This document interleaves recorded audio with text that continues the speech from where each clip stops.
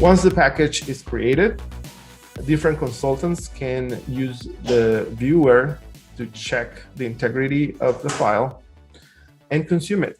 Consume it is the process of accepting the design changes of the consultant and linking directly into the project.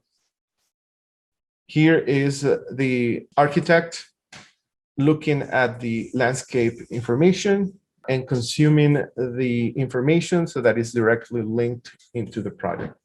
This process is repeated at established intervals in the design process.